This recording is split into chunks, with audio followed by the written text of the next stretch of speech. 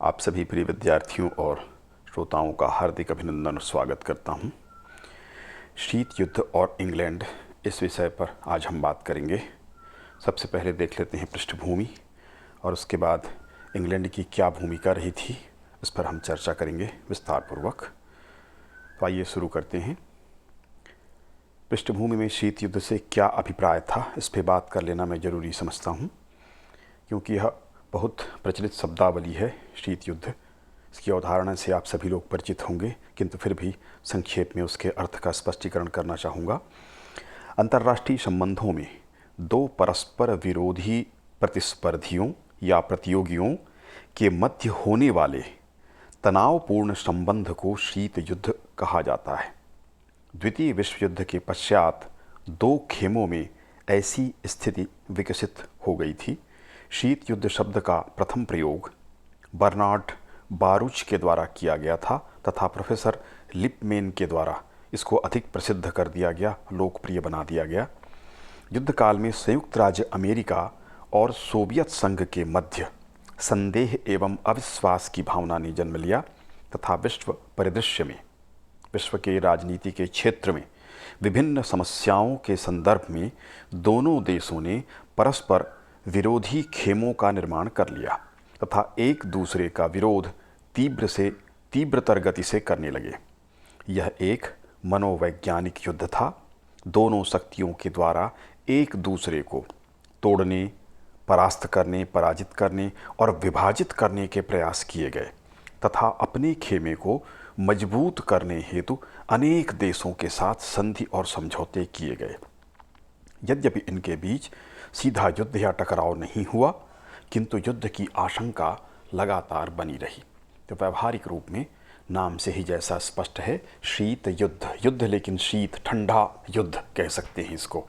तो यह एक तरह से प्रतिस्पर्धा थी, गलाकाट प्रतियोगिता जिसको कहते हैं, लेकिन सीधे हिंसा तो नहीं हो रही थी, युद्ध नहीं हो रहा था, किंतु एक दूसरे को नीचा दिखाने का प्रयास कर रहे थे, गुटबंदी कर रहे थे। और देखा जाए तो यह वैचारिक युद्ध भी था। एक तरफ साम्यवाद था, रूस, सोवियत रूस जिसका नेतृत्व कर रहा था, और दूसरे गुट का नेतृत्व संयुक्त राज्य अमेरिका कर रहा था, जो प्रजातांत्रिक या पूंजीवादी देशों का नेतृत्व कर रहा था। विचारधारा के रूप में दोनों एक दूसरे के विपरीत विचारधाराएं समझी जाती हैं। इन्होंने अपना अपना गुट निर्माण किया था, विशेषकर द्वितीय विश्व युद्ध के बाद। और द्वितीय विश्व युद्ध की परिस्थितियों का अध्ययन आपने किया है, उससे आपको स्पष्ट हो गया होगा कि संयुक्त राज्य अमेरिका की भूमिका जहां द्वितीय विश्व युद्ध में महत्वपूर्ण थी, उसी तरह से सोवियत रूस की भूमिका भी बड़ी महत्वपूर्ण थी, क्योंकि जर्मनी को सीधे तौर पर पराजित करना सोवियत रूस के द्वारा ही प्रारंभ किया गया था। विश्व की सभी शक्तियां यह विश्वास करती थीं कि कुछ ही समय में हिटलर की सेनाएं सोवियत रूस को परास्त कर देंगी, किंतु ऐसा नहीं होने दिया गया। स्टालिन की भूमिका महत्वपूर्ण रही, लाल सेना की भूमिका बड़ी महत्वपूर्ण रही। ज़बरदस्त उन्होंने संघर्ष किया और जर्मनी को पहली बार पराजित कर पीछे हटने को उन्होंने मजबूर किया था, इसलिए उसकी भूमिका महत्वपूर्ण थी। ब्रिटेन अपने लंबे संघर्ष युद्ध के बाद, बहुत हानि उठाने के बाद, विश्व परिदृश्य में जो उसका एक नंबर था विश्व शक्ति के रूप में, उससे वह कमज़ोर हुआ और दो शक्तियां उभर कर आईं। एक साम्यवादी नेतृत्व सोवियत रूस के नेतृत्व में, और दूसरा गुट था संयुक्त राज्य अमेरिका के गुट में। इंग्लैंड है वह संयुक्त राज्य अमेरिका के गुट में था। तो ये आपको व्यवहारिक जो इसकी स्थिति है वह स्पष्ट हो गई होगी। द्वितीय विश्व युद्ध के बाद ये स्थिति हमको देखने को मिलती है, यद्यपि यह प्रथम विश्व युद्ध के साथ ही प्रारंभ हो गई थी। बोल्शेविक क्रांति के साथ ही विचारधारा के रूप में पश्चिमी जगत रूस को अछूत समझने लगा था। तो आपको स्पष्ट हो गया होगा ये शीत युद्ध की व्यवहारिक स्थिति थी। उसमें इंग्लैंड की क्या भूमिका थी, उस पर हम चर्चा करेंगे। एक दो परिभाषाएं भी देख लेते हैं ताकि आपको अर्थ का स्पष्टीकरण हो सके। शीत युद्ध को दो बड़े राज्यों के मध्य विद्यमान गहरी प्रतियोगिता अर्थात चालों और प्रतिचालों, एक चाल चलता है, दूसरा उसका जवाब देता है, प्रतिचालों का सिलसिला माना जा सकता है। दो गुट हैं और एक दूसरे के खिलाफ चाल प्रतिचाल चल रहे हैं। ये जोसेफ फ्रेंकल कह रहे हैं। केपीएस मेनन के शब्दों में, शीत युद्ध जैसा कि विश्व ने अनुभव किया दो विचारधाराओं के मध्य, जैसा कि मैं कह रहा था, पूंजीवाद तथा साम्यवाद, विचारधारा के रूप में दो विचारधारा थे। पूंजीवाद का नेतृत्व पूंजीवादी गुट का संयुक्त राज्य अमेरिका, ब्रिटेन आदि देश थे, और साम्यवाद का सोवियत रूस के द्वारा। दो व्यवस्थाओं, बुर्जुआ लोकतंत्र, जो लोकतंत्र का नेतृत्व संयुक्त राज्य अमेरिका, और सर्वहारा तानाशाही सोवियत रूस। दो गुट बन गए थे, नाटो और वारसा समझौता। सोवियत रूस के द्वारा वारसा समझौता, संयुक्त राज्य अमेरिका के द्वारा नाटो, एक दूसरे के विपरीत थे। दो राज्यों, अमेरिका तथा सोवियत संघ। दो व्यक्तियों जो इस विचारधारा का नेतृत्व कर रहे थे, जॉन फॉस्टर डल्लास तथा स्टालिन। स्पष्ट हो गया होगा आपको। इस तरह से दो गुट, दो प्रतिपक्षी एक दूसरे के विरोधी थे, इस तरह से परिभाषित किया गया है। उससे आपको KPS मेनन की परिभाषा से आपको और स्पष्ट हो गया होगा। पुनः मैं एक बार एक साथ पढ़ के सुना देता हूँ। शीत युद्ध जैसा कि विश्व ने अनुभव किया, दो विचारधाराओं के मध्य पूंजीवाद तथा साम्यवाद। दो व्यवस्थाओं, बुर्जुआ लोकतंत्र तथा सर्वहारा तानाशाही। दो गुटों, नाटो और वारसा। दो राज्यों, अमेरिका तथा सोवियत संघ। दो व्यक्तियों, जॉन फॉस्टर डल्लास तथा स्टालिन के मध्य युद्ध रहा था, संघर्ष रहा था। यह शीत युद्ध था। सामान्य शब्दों में शीत युद्ध राजनीतिक अथवा मनोवैज्ञानिक युद्ध कला द्वारा जारी तथा स्थापित निरंतर विरोध, तनाव एवं फूट की स्थिति है, जिसमें विरोधी राज्यों के मध्य प्रत्यक्ष युद्ध तो नहीं होता, किंतु गहन दूषित राजनीतिक, आर्थिक एवं वैचारिक प्रतियोगिता अवश्य होती है। इसे ही शीत युद्ध कहा जाता है। तो आपको शीत युद्ध का अर्थ का स्पष्टीकरण हो गया होगा। दो गुट बन गए थे, एक संयुक्त राज्य अमेरिका के नेतृत्व में, एक सोवियत रूस के नेतृत्व में। दोनों में प्रतिस्पर्धा चल रही थी, अपनी शक्ति का विकास दिखा रहे थे, अपना गुट बता रहे थे, अपने गुट के देशों का सहयोग कर रहे थे, उनको मजबूत बताने का प्रयास कर रहे थे, और दूसरे गुट को तोड़ने का प्रयास कर रहे थे। तो एक तरह से सीधे युद्ध न करके एक दूसरे को शक्ति का प्रदर्शन कर रहे थे कि हम अधिक शक्तिशाली हैं, कि हम अधिक शक्तिशाली हैं। और इस तरह से गुटबंदी और एक दूसरे का विरोध जो किया गया, उसी को शीत युद्ध के नाम से जाना जाता है। इसमें हमको देखना है कि इंग्लैंड की भूमिका, इंग्लैंड ने क्या किया था शीत युद्ध में, इस पर हम चर्चा करेंगे। पहला बिंदु है युद्ध पूर्व सोवियत संघ से वैचारिक भिन्नता। द्वितीय विश्व युद्ध के पूर्व तथा प्रथम विश्व युद्ध के पश्चात, जिस समय सोवियत संघ में जब से बोल्शेविक क्रांति हुई थी 1917 में, तथा साम्यवाद स्थापित हुआ था, वहाँ लेनिनवाद स्थापित हुआ था, लेनिन के नेतृत्व में बोल्शेविक क्रांति हुई थी। ब्रिटेन के वैचारिक मतभेद साम्यवादी विचारधारा के साथ रूस के साथ हो गए थे। ब्रिटेन सहित यूरोप के अन्य देशों के द्वारा सोवियत संघ के साथ एक अछूत देश की तरह व्यवहार किया जा रहा था, तथा सभी सोवियत संघ और साम्यवाद से बड़े आशंकित थे। विशेषकर ब्रिटेन के, इंग्लैंड के उच्च वर्ग और राजनीतिज्ञों में ऐसा विश्वास था कि साम्यवादी व्यवस्था बहुत घातक है, और इसी कारण द्वितीय विश्व युद्ध में सोवियत संघ के साथ युद्ध पूर्व कोई समझौता नहीं हो सका था। इस तरह के वैचारिक मतभेद के कारण ही शीत युद्ध की पृष्ठभूमि तैयार हो चुकी थी, जो बोल्शेविक क्रांति या 1917 के बाद से शुरू हो गई थी। किंतु उसका प्रत्यक्ष प्रमाण या स्थितियां हमको देखने को मिलती हैं शीत युद्ध की, वो द्वितीय विश्व युद्ध के बाद देखने को मिलती हैं। यद्यपि वैचारिक प्रतिस्पर्धा, प्रतियोगिता या संघर्ष 1917 से ही ब्रिटेन और रूस के बीच, सोवियत रूस के बीच शुरू हो चुकी थी। चर्चिल द्वारा फुलटन भाषण। द्वितीय विश्व युद्ध के पश्चात मार्शल योजना, आप मार्शल योजना से परिचित होंगे। संयुक्त राज्य अमेरिका के द्वारा मार्शल योजना बनाई गई थी। कहने के लिए उसके उद्देश्य तो अलग थे, पुनर्निर्माण था यूरोप का, अन्य देशों का। युद्ध के बाद जो स्थितियां खराब हुई थी, उसके सुधार के लिए मार्शल योजना सहायता की योजना थी।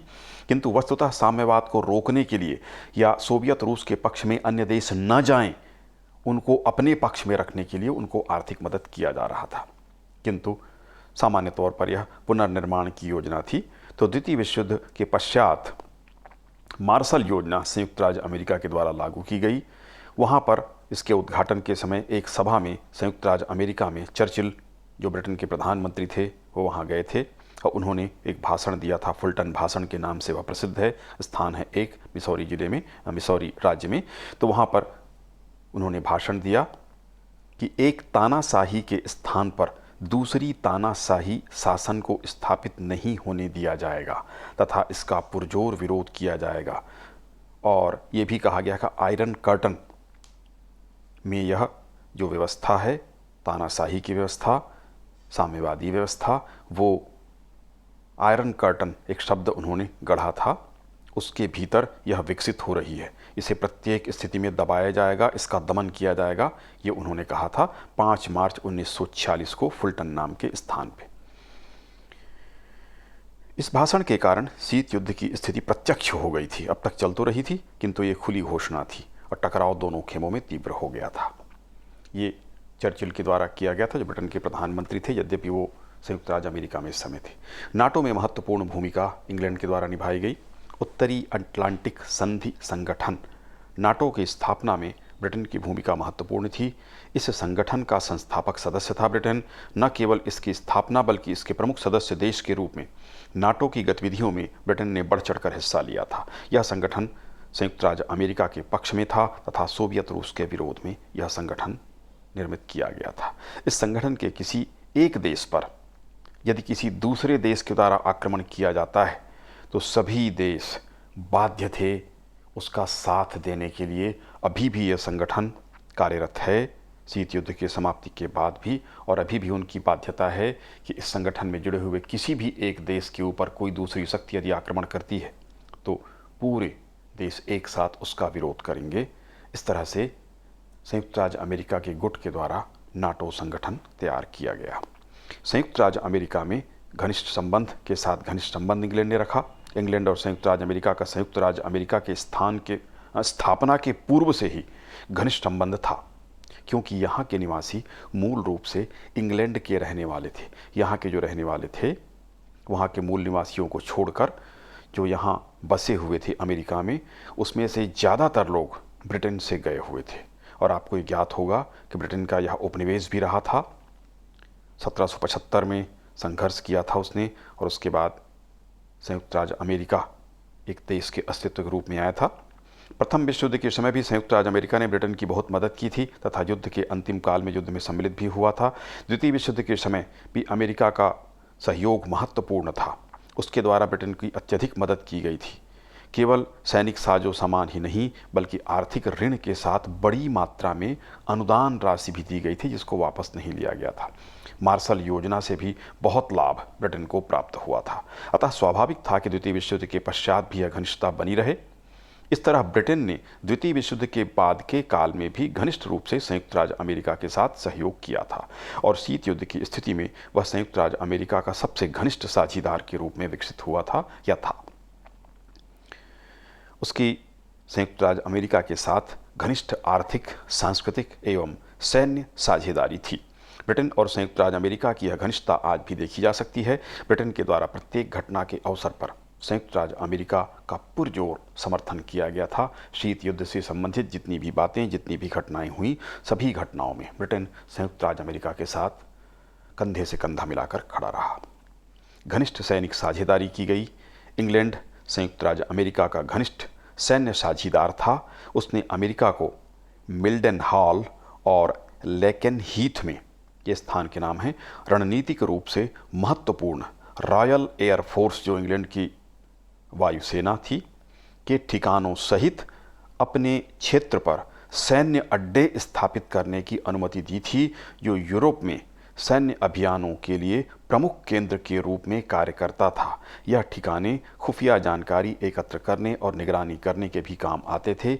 इस प्रकार से किसी महत्वपूर्ण संप्रभु राष्ट्र के द्वारा अपने देश में किसी अन्य देश के सैन्य अड्डे स्थापित करने का यह प्रथम अवसर था। आपको स्पष्ट हो गया होगा, संयुक्त राज्य अमेरिका को अपने सैन्य अड्डे स्थापित करने का अधिकार ब्रिटेन के द्वारा अपने देश में दिया गया। तो संयुक्त राज्य अमेरिका के महत्वपूर्ण सैनिक अड्डे ब्रिटेन में स्थापित हुए। इतना सहयोग ये बहुत घनिष्ठ राष्ट्रों के बीच ही ऐसा होता है जिनके बीच अटूट विश्वास हो। तो इसका प्रदर्शन हुआ शीत युद्ध के दौरान। खुफिया गतिविधियों में ब्रिटेन की भूमिका बड़ी महत्वपूर्ण थी।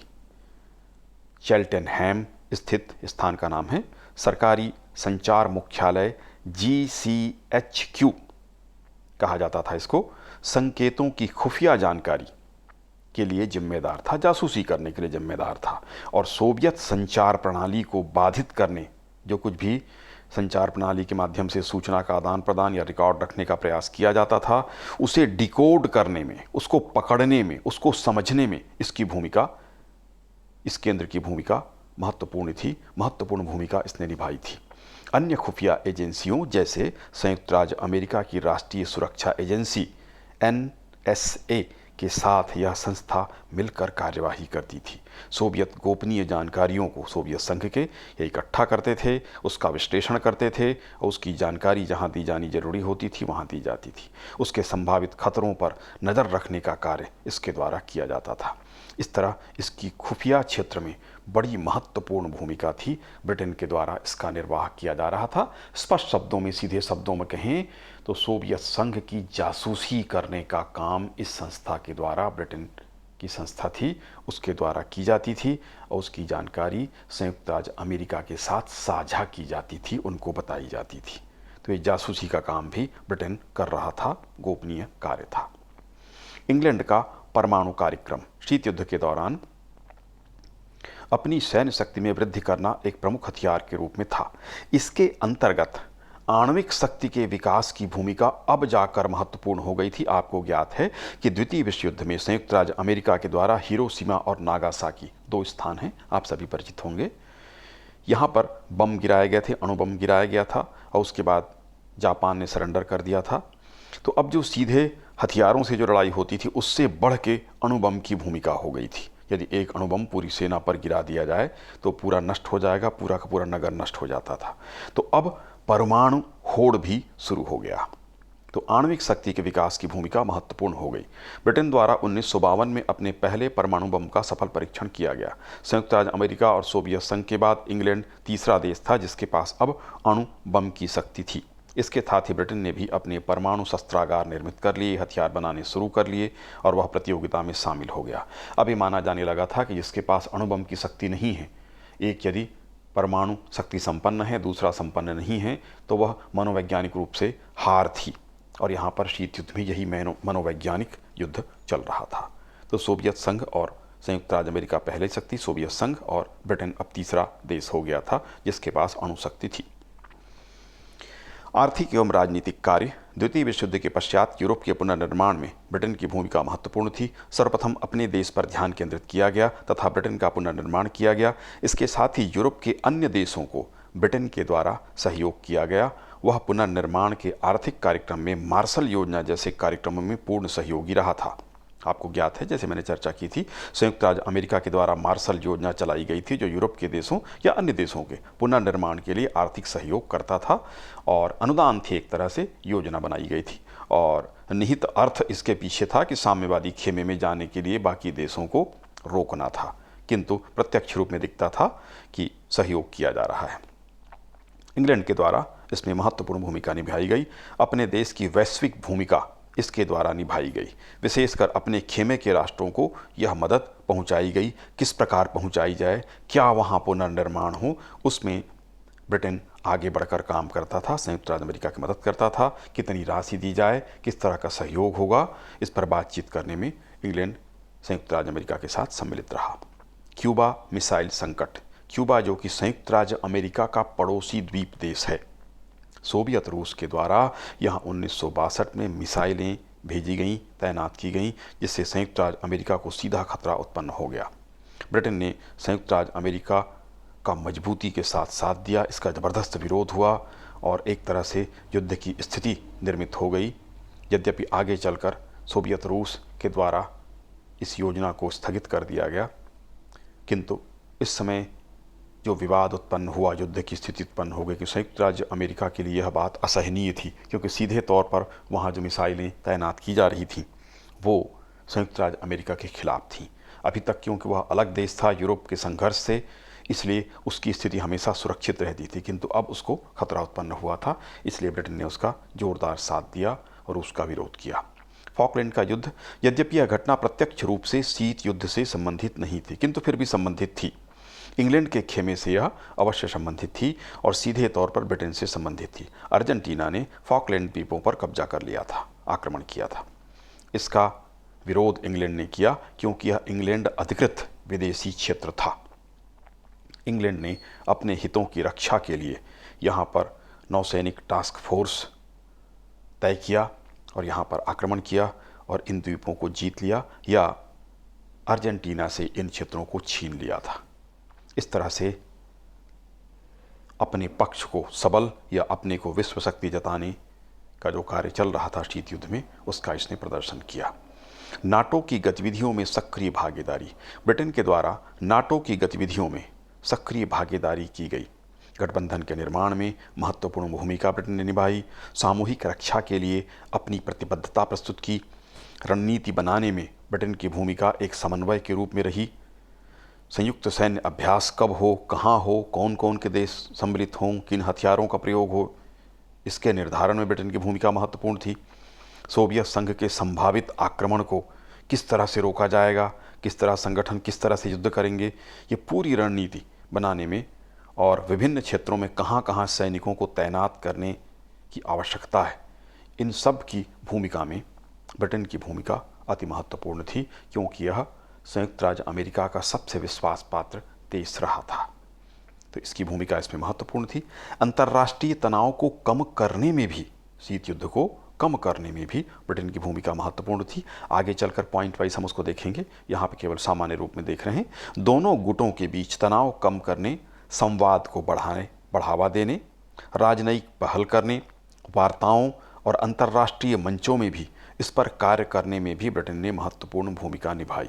न केवल दोनों गुटों के बीच, बल्कि पूर्व और पश्चिम, क्योंकि बटे हुए थे, पश्चिम के जो देश थे वो नाटो के सदस्य थे और पूर्व के जो देश थे रूस के आसपास के, वो वारसा समझौते में सम्मिलित थे। तो इनके बीच तनाव कम करने में ब्रिटेन ने महत्वपूर्ण कार्य किया था। कई सम्मेलन इनके हुए थे और धीरे धीरे शीत युद्ध को शिथिल करने में इसकी भूमिका भी महत्वपूर्ण रही थी ब्रिटेन की। तो जहां एक और ब्रिटेन शीत युद्ध को भड़काने में संयुक्त राज्य अमेरिका की तरफ से शामिल था, तो बाद में ये दोनों गुटों को स्पष्ट हो गया था कि इससे अनावश्यक तनाव पैदा हो रहा है और दोनों गुट शक्तिशाली थे, इसलिए युद्ध लड़ने से बच रहे थे। तो इसलिए धीरे धीरे समझ में आने पर शिथिल करने का इसको प्रयास, शीत युद्ध को शिथिल करने का प्रयास शुरू हुआ था। उसमें भी ब्रिटेन की भूमिका महत्वपूर्ण रही थी। इटली के प्रश्न पर सोवियत संघ का विरोध। इटली के विषय में ब्रिटेन, अमेरिका तथा सोवियत रूस के बीच मतभेद था। ब्रिटेन और संयुक्त राज्य अमेरिका इटली में मुसोलिनी की पुलिस एवं अन्य फासिस्ट तत्वों की सहायता प्राप्त करना चाहते थे, किंतु सोवियत संघ इससे सहमत नहीं था। ब्रिटेन और संयुक्त राज्य अमेरिका के द्वारा सोवियत संघ का विरोध किया गया तथा उन ताकतों से मदद ली गई ताकि इटली में नवीन व्यवस्था अपने अनुरूप स्थापित कर सकें। तो इसमें टकराव की स्थिति उत्पन्न हुई थी। सोवियत संघ विरोधी प्रचार। ब्रिटेन के द्वारा युद्ध पूर्व, युद्ध काल तथा युद्ध के पश्चात लगातार सोवियत विरोधी प्रचार किया गया। सोवियत विरोधी साहित्य का सृजन कराया गया, उसके लिए राशि दी गई। विशेषकर ब्रिटेन की सेना में इसको प्रचारित किया गया, सभी सैनिकों को दिया गया ताकि रूस के प्रति घृणा की भावना से भरे रहें। इसके साहित्य का वितरण कराया गया था। अपने देश और देश के बाहर भी इस तरह के लेखों को प्रोत्साहित किया गया ब्रिटेन के द्वारा, जो सोवियत संघ विरोधी थे। इस कार्य में अमेरिका के साथ मिलकर कार्य किया गया। इंग्लैंड के उच्च वर्ग एवं राजनीतिज्ञों सहित सामान्य जनता में भी यह धारणा बलवती हो गई थी कि नाज़ीवाद और फासीवाद से भी साम्यवाद अधिक खतरनाक है, ऐसा ब्रिटेन के लोगों और राजनीतिज्ञों में विश्वास बैठ गया था। वो इसी प्रचार का परिणाम था, जिस तरह से उसको प्रचारित किया गया था उसका परिणाम था। अगला है मार्शल योजना में अमेरिका का साथ देना। यह योजना यूरोपीय पुनर्निर्माण कार्यक्रम के तहत शुरू किया गया था। यद्यपि इस योजना से स्वयं ब्रिटेन ने बहुत लाभ प्राप्त किया था, किंतु ब्रिटेन के साथ अन्य यूरोपीय देशों को भी इस योजना से भारी लाभ प्राप्त हुआ था। यह योजना संयुक्त राज्य अमेरिका के द्वारा लागू की गई थी, जिसमें युद्ध से पीड़ित यूरोपीय देशों को मदद पहुंचाना था, किंतु वस्तुतः यह कार्यक्रम यूरोपीय देशों को अपने गुट में शामिल करने के उद्देश्य से संयुक्त राज्य अमेरिका ने चालू किया था तथा शीत युद्ध का एक हिस्सा था। इस योजना में ब्रिटेन ने स्वयं तो लाभ प्राप्त किया तथा संयुक्त राज्य अमेरिका का भरपूर साथ दिया। इस योजना का उद्देश्य सोवियत रूस की ओर जाने से यूरोपीय राष्ट्रों को रोकना था। अंतिम बिंदु इस प्रथम वीडियो में, प्रथम भाग में हम देखेंगे ट्रूमैन सिद्धांत का समर्थन। ट्रूमैन अमेरिकी राष्ट्रपति थे। इन्होंने 12 मार्च 1946 को यह घोषणा की कि अमेरिका की यह नीति होनी चाहिए कि वह उन स्वतंत्र लोगों अथवा अल्पसंख्यकों का समर्थन करें जो सशस्त्र या बाहरी दबाव द्वारा किए जाने वाले दमन का विरोध कर रहे हैं। इस सिद्धांत के तहत यह भी कहा गया कि यदि विश्व के स्वतंत्र लोगों पर साम्यवादी तानाशाही स्थापित हो गई तो विश्व शांति को खतरा उत्पन्न हो जाएगा तथा अमेरिकी महाद्वीप की सुरक्षा भी खतरे में पड़ जाएगी। वस्तुतः ट्रूमैन सिद्धांत का उद्देश्य साम्यवाद पर पूर्ण नियंत्रण करना था, या रूसी जो व्यवस्था थी सोवियत रूस की, उस पर पूर्ण नियंत्रण था। इसके अंतर्गत तुर्की, यूनान एवं यूरोपीय देशों को बड़ी आर्थिक मदद की गई तथा वहाँ साम्यवाद के प्रसार को रोका गया। संयुक्त राज्य अमेरिका की इसी नीति को ब्रिटेन के द्वारा प्रबल समर्थन प्रदान किया गया। उसकी योजना को ब्रिटेन के साथ मिलकर बनाई गई तथा उसे लागू करने में बड़ी महत्वपूर्ण भूमिका ब्रिटेन की रही थी। तो ये प्रथम भाग था शीत युद्ध और इंग्लैंड के। प्रथम भाग में हमने शीत युद्ध का अर्थ स्पष्ट किया और प्रमुख जो बिंदु थे 16 बिंदुओं पर जिसमें ब्रिटेन की भूमिका रही थी। आगे भी इसके दूसरे भाग में हम विस्तार से चर्चा करेंगे और इसका मूल्यांकन भी प्रस्तुत करेंगे, जो द्वितीय भाग में प्रस्तुत किया जाएगा।